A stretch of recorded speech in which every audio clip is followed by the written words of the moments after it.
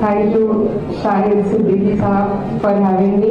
Thank you नई दुनिया national forum इतने खूबसूरत प्रोग्राम के लिए, और यहाँ पर जितने भी मेहमान हमारे बीच में मौजूद हैं, आप सभी का बहुत बहुत शुक्रिया।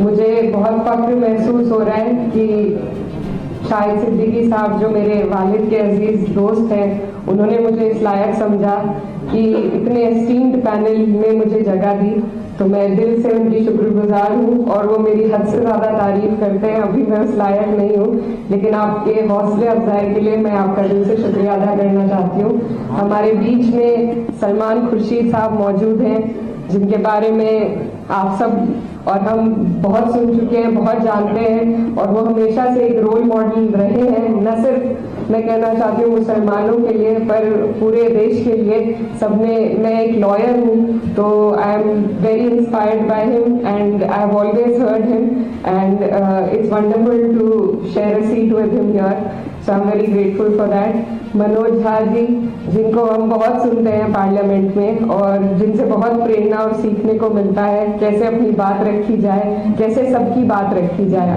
आपको भी मैं धन्यवाद देना चाहती हूँ।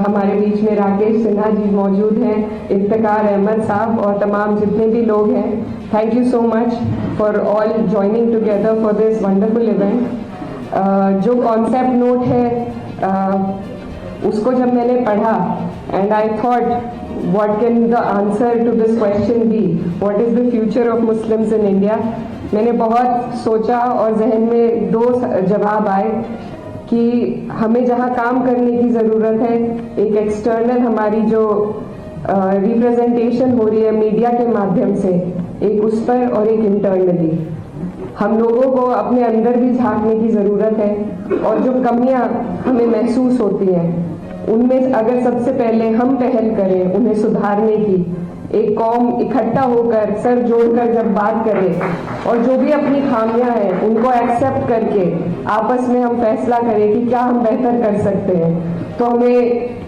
जो बाहर से लोग कोशिश करते हैं ट्रिपल तलाक जैसी चीज़ों को लाकर ये हमें बताने की कि वो हमारे सेवियर्स हैं, इन सब चीज़ों से हम बच पाएंगे।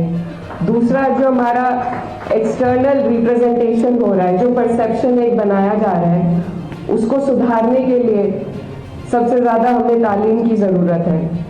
अगर हमारे लोग हमारे बीच से निकलकर हम सब लोग कोशिश करेंगे, मेहनत करेंगे कि हमारी आने वाली जो पीढ़ियां हैं वो बेहतर तालीम हासिल कर सके, ऐसी जगहों पर जा सके जहां से हम अपनी रिप्रेजेंटेशन बेहतर दिखा सके।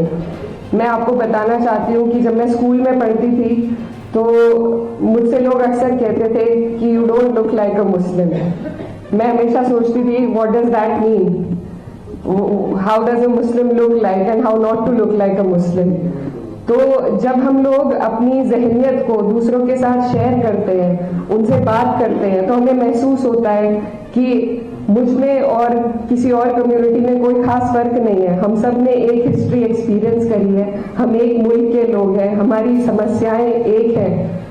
तो हमारे बीच में जो नफरत घोली जा रही है, ये सिर्फ कुछ लोग पॉलिटिक्स के लिए कर रहे हैं, आगे बढ़ने के लिए कर रहे हैं। तो जब हम लोग डायलॉग को आगे बढ़ाएंगे, कम्युनिकेशंस करेंगे, सिर्फ अपनी कम्युनिटी में नहीं बल्कि और कम्युनिटीज़ में बैठकर। मैं ये भी बताना चाहती हूँ कि मैं कैराना कॉन्स्टिट्यूएंसी से अभी हाल ही में सांसद बनी हूँ, और मेरी जो कॉन्स्टिट्यूएंसी है वहाँ पर सिर्फ 30% मुस्लिम्स हैं और 70% नॉन मुस्लिम्स हैं। तो I am proud to say that I come from a community that constituency that has voted for me despite of only having 30% Muslims.